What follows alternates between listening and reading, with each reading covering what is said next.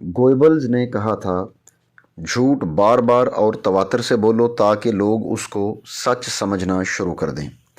मियाँ साहब ने इस फार्मूले पर अमली तौर पर अमल किया। हालांकि मियाँ साहब की अपनी ज़िंदगी भी मुल्क के दीगर शोहरत पसंद सियासतदानों से मुख्तलिफ नहीं थी।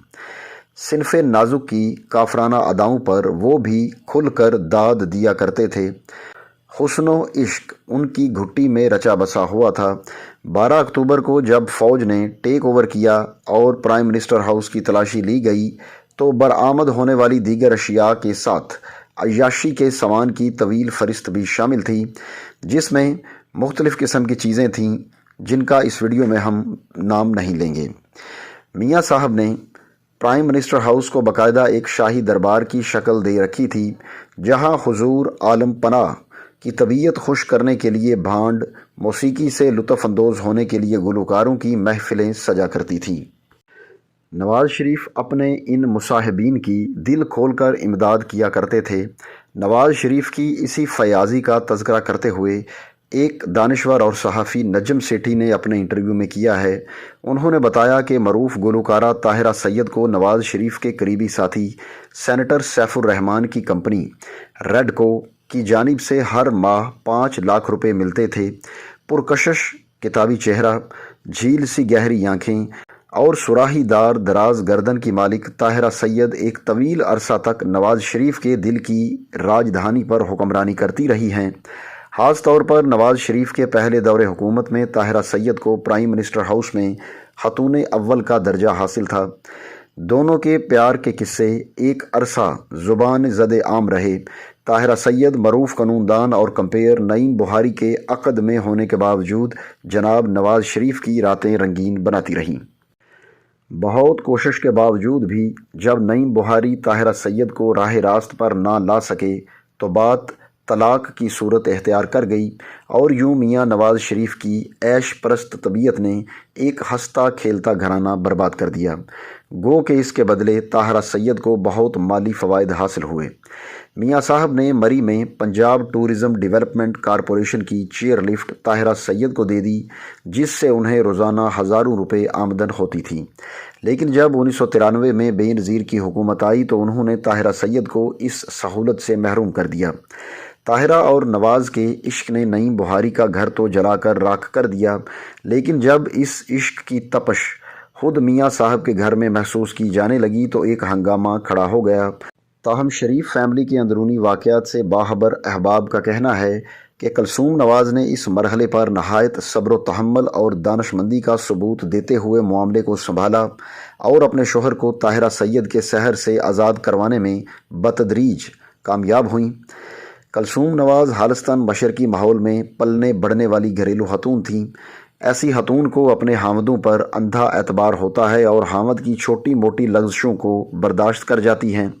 लिहाजा उन्होंने ताहिरा सैयद के मामले को दिल पर ना लिया, लेकिन उन्हें क्या मालूम था कि मियाँ साहब ने दिल के बुतकदे में कई सनम आबाद कर रखे हैं। 1997 में इलेक्शन की तैयारियां जारी थीं। भारतीय अखबार समाचार के इंकशाफ ने पाकिस्तानी सियासी मैदान में तहलका मचा दिया। अखबार ने 12 जनवरी 1997 को मरूफ भारतीय अदाकार फ़िरोज़ खान और संजय खान की बहन दिलशाद बेगम का इंटरव्यू शाया किया, जिसमें दिलशाद बेगम ने नवाज़ शरीफ की शराफत का पर्दा चाक करते हुए कहा कि वो तो बस नाम के शरीफ हैं, हकीकत क्या है ये मैं जानती हूँ क्योंकि वो एक अरसा तक मेरी जुल्फ़ों के असीर रहे हैं। दिलशाद ने इंकशाफ किया तो दुनिया भर के जराइद और अखबारात के नुमाइंदे मज़ीद तफसीलात हासिल करने के लिए बेकरार हो गए। बरतानिया से शाया होने वाले एक मैगज़ीन लिबास इंटरनेशनल ने उनसे तफसीली गुफ्तगू की, जिसमें दिलशाद ने बताया कि उन्होंने शोहर के इंतकाल के बाद से आज़ादाना ज़िंदगी बसर करना शुरू कर दी थी। क़यामत हेज़ हुस्न और दिल मोह लेने वाली अदाओं के बायस बहुत जल्द एक ख़ास हलका उनकी जुल्फ़ों का असीर हो गया। पाकिस्तान की सहगल फैमिली से उनके करीबी ताल्लुकात थे। इस ख़ानदान की एक बेगम साहिबा ने उन्हें पाकिस्तान आने की दावत दी। भूरबन में ایک تقریب کے دوران ان کی ملاقات نواز شریف سے ہو گئی۔ میاں صاحب پہلی ملاقات میں دل دے بیٹھے۔ اس ملاقات کے بعد مجھے پاکستان میں سرکاری مہمان کی حیثیت مل گئی، جس پر پاکستان کے کچھ لوگوں نے احتجاج بھی کیا کہ ایک دشمن ملک کی حسینہ کو اتنی اہمیت کیوں دی جا رہی ہے۔ حتیٰ کہ یہ بات قومی اسمبلی کے پلیٹ فارم پر بھی اٹھائی گئی، لیکن نواز شریف دل کے ہاتھوں مجبور تھے۔ انہوں نے کسی الزام اور احتجاج کی پرواہ نہ کی۔ دلشاد بیگم نے یہ بھی دعویٰ کیا کہ نواز شریف اور میری محبت اس حد تک بڑھ گئی تھی کہ 1991 میں انہوں نے میری خواہش پر مقبوضہ کشمیر میں فوجی کارروائی بند کرا دی۔ حالانکہ اس فیصلے سے انہیں دائیں بازو کی بہت بڑی پارٹی جماعت اسلامی کی مخاصمت مول لینا پڑی، لیکن نواز شریف عشق کے معاملے میں کسی سمجھوتے پر تیار نہیں ہوئے۔ نواز شریف کے دل پھینک ہونے کے قصے صرف طاہرہ سید اور دلشاد بیگم تک محدود نہیں ہیں۔ پاکستان فلم انڈسٹری کی معروف ہیروئنوں کی ایک طویل فہرست بھی اس میں شامل ہے۔ نواز حکومت کی برطرفی پر ریما کا احتجاج اس بات کا منہ بولتا ثبوت ہے۔ حال ہی میں قومی احتساب بیورو کے حوالے سے جو تحقیقات منظر عام پر آئیں، ان کے مطابق میاں صاحب جو لاہور کو پیرس اور ملک کو جدید ترقی کی راہ پر ڈالنے کا عہد کیے ہوئے تھے، انہوں نے مساج اور مالش کی تربیت کے لیے 4 حسین خواتین اور 5 مردوں کو فرانس بھجوانے کا انتظام کیا۔ میاں صاحب نے خصوصی باتھ روم کا نقشہ انٹروڈ موبل پرائیویٹ لمیٹڈ گلبرگ لاہور سے خصوصی ہدایات پر بنوایا، جس کے لیے قومی خزانے سے لاکھوں ڈالرز سامان درآمد کیا گیا۔ لکشمی چوک لاہور کے رہائشی توئیں نے بھی احتساب بیورو کے اعلیٰ حکام کے سامنے نہایت سنسنی خیز انکشافات کیے۔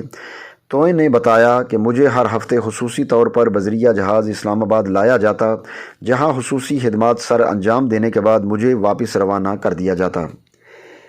میاں نواز شریف کے سیاہ کارناموں پر جن چند جرأت مند صحافیوں نے قلم کشائی کی، ان میں ایک مستند اور وقی نام جناب ہارون الرشید کی روح تڑپ اٹھی اور قلم مجسم سوال بن گیا۔ ہارون پوچھتے ہیں کہ کیا ہمیشہ کے وعدہ معاف گواہ حسین حقانی اٹھیں گے اور بیان کرنا پسند کریں گے کہ وزارت اعلیٰ کے دنوں میں نواز شریف ہر روز گھنٹے بھر کے لیے کہاں غائب ہو جایا کرتے تھے؟ کیا جامعہ پنجاب کا وہ ذمہ دار افسر گواہی دینے پر آمادہ ہے کہ اس نے صبح دم ماڈل ٹاؤن لاہور کے پارک میں کیا دیکھا تھا؟ آخرکار اس پر کون کون سے اسرار کھلے تھے؟ کیا لاہور پولیس کے وہ افیسر زندہ ہے یا مر گئے جنہوں نے اچانک ایک رات وزیر اعلیٰ کو ایک پر اسرار مقام پر دیکھا اور ان پر وہ بات منکشف ہوئی جسے چھپانے کے جتن کیے گئے تھے؟ جناب ہارون الرشید کے سوالات کو منظر عام پر آئے عرصہ ہو گیا، لیکن یہ تا دم تحریر منتظر جواب ہیں۔ جانے یہ قوم منافق قائدین سے کب نجات حاصل کرنے میں کامیاب ہوگی۔ معروف صحافی جناب منیر احمد اپنے مضمون شریف برادران کی رنگ رلیاں میں لکھتے ہیں، میاں نواز شریف جب وزیر اعلیٰ پنجاب تھے تو ان کا معمول تھا کہ جب بھی انہیں مری جانا ہوتا وہ اپنے اسپیشل سیلون میں لاہور کے ریلوے اسٹیشن سے راولپنڈی روانہ ہوتے۔ لاہور سے راولپنڈی تک ٹرین کا سفر 5 گھنٹے پر محیط ہے، جبکہ یہی فاصلہ بذریعہ جہاز 35 منٹ میں طے کیا جا سکتا ہے۔ اسلام آباد یا مری میں سرکاری حکام نواز شریف کا ان کی آمد سے گھنٹوں قبل ہی انتظار شروع کر دیتے تھے۔ اس کی اصل وجہ یہ تھی کہ نواز شریف کے پروگرام اچانک بدل جاتے تھے۔ عین اس وقت جب لاہور ریلوے اسٹیشن پر نواز شریف کی راولپنڈی روانگی کے انتظامات مکمل ہوتے، اچانک انتظامیہ کو اطلاع ملتی کہ میاں صاحب بذریعہ جہاز راولپنڈی چلے گئے ہیں۔ نواز شریف اس طرح کی حرکتیں اکثر کیا کرتے تھے اور اس کی وجہ سوائے اس کے اور کوئی نہیں ہوتی تھی کہ وہ اپنی ذاتی زندگی کے معاملے میں بہت خوفزدہ تھے۔ وہ نہیں چاہتے تھے کہ ان کی کوئی ذاتی بات ان کے والد صاحب تک پہنچے، جبکہ شہباز شریف اس معاملے میں ہاتھ سے غیر محتاط تھے۔ نواز شریف کی بعض مہمان خواتین لاہور سے راولپنڈی کے درمیان کسی بھی اسٹیشن پر ان کے سیلون میں سوار ہوتیں اور راولپنڈی پہنچنے سے پہلے 2-3 گھنٹے میں صاحب کے ساتھ گزارنے کے بعد وہ ٹرین سے اتر جایا کرتی تھیں۔ نواز شریف کے موڈ کا اندازہ لگانا بہت آسان تھا۔ وہ اگر راولپنڈی میں ٹرین سے اترتے وقت حشاش بشاش ہوتے تو سرکاری حکام اندازہ لگا لیا کرتے تھے کہ میاں صاحب کا سفر خوشگوار گزرا ہے، اور کئی دفعہ ایسا بھی ہوتا تھا کہ نواز شریف کے مہمان کسی وجہ سے ٹرین میں سوار نہ ہو پاتے اور پنڈی پہنچنے پر ہر شخص ان سے ڈر رہا ہوتا تھا۔ ایسے میں مری میں میاں صاحب کو خوش کرنے کے لیے خصوصی انتظامات کیے جاتے تھے۔ میاں نواز شریف سمجھتے تھے کہ وہ زمانے کی انجانی نظروں سے محفوظ ہیں۔ بلا شبہ نواز شریف کے مخالفین تک کو ان کی رنگین راتوں کے قصوں کا بہت ہی کم علم تھا، لیکن فوجی اور سول انٹیلیجنس ایجنسیوں کے وہ حکام جو نواز شریف کی حفاظت پر مامور تھے ان کی تمام باتوں سے باخبر تھے، جن پر آج بھی مصلحتوں کا پردہ پڑا ہوا ہے۔ لوگوں کو نواز شریف کے حوالے سے زیادہ اتنا معلوم ہے کہ انہوں نے کبھی بھارتی اداکارہ دلشاد بیگم کے ساتھ زندگی سے لطف حاصل کیا تھا، لیکن معاملہ صرف یہاں تک ہی محدود نہیں بلکہ ان کہانیوں میں کئی اور خواتین کے نام بھی آتے ہیں۔ نواز شریف بطور وزیر اعلیٰ پنجاب عورتوں کے ساتھ تعلقات رکھنے کے معاملے میں کافی غیر محتاط تھے۔ جب بھی فلم یا ٹی وی کی کسی مشہور اداکارہ یا ماڈل گرل کے ساتھ ان کی ملاقات ہوتی تو وہ اپنے ذاتی دوستوں کو افسانوی انداز میں خوشگوار لمحوں کی داستان سنایا کرتے تھے۔ نواز شریف کے ساتھ سب سے پہلے طاہرہ سید اور پھر عارفہ صدیقی کا قصہ مشہور ہوا اور پھر کئی خوبصورت چہرے ان کی زندگی میں آتے چلے گئے۔ اداکارہ ریما اگر نواز شریف کی حمایت میں بیان جاری کرتی ہیں تو اس کی کوئی وجہ تو ضرور ہوگی، لیکن معاملہ اس وقت خراب ہوا جب ان اداکاراؤں اور ماڈل گرلز نے اخلاقیات کا لحاظ نہ کرتے ہوئے دونوں بھائیوں کو وقت دینا شروع کر دیا۔ اگر کوئی ایک محسوس اداکارہ اس ہفتے بڑے میاں صاحب سے ملاقات کرتی تو اگلے ہفتے وہ میاں شہباز شریف کے ساتھ ہوتی۔ میاں نواز شریف اور میاں شہباز شریف دونوں کو علم تھا کہ وہ انٹیلیجنس ایجنسیوں کی نظر میں ہیں، لیکن اس کے باوجود دونوں بے احتیاطی کرتے رہے۔ خصوصاً شہباز شریف رات کو خاموشی کے ساتھ پیجارو نکال کر تنہا ہی نکل جایا کرتے تھے۔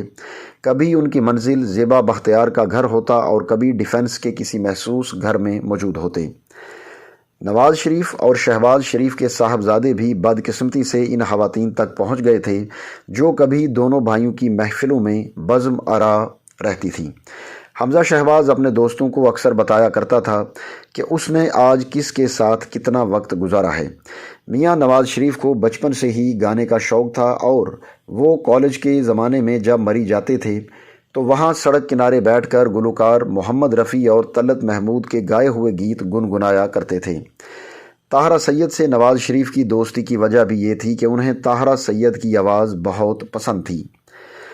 نواز شریف اور طاہرہ سید کو ایک دفعہ ٹریفک پولیس کے ایک انسپکٹر نے رات کو ٹریفک سگنل کی خلاف ورزی کرتے ہوئے روک لیا تھا۔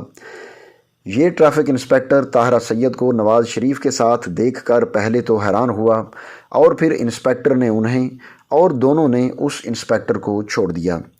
اسی طرح ایک رات جب میاں شہباز شریف نے زیبا بختیار کو ان کے گھر سے پک کیا اور موٹر وے کی جانب چل پڑے تو ان کی حفاظت کے لیے مامور ملٹری انٹیلیجنس کے میجر نے انہیں راستے میں روکا اور سمجھایا کہ سر، آپ دہشت گردوں کی ہٹ لسٹ پر ہیں، اس لیے سیکیورٹی کے بغیر سڑکوں پر گھومنے کا خطرہ مول نہ لیں۔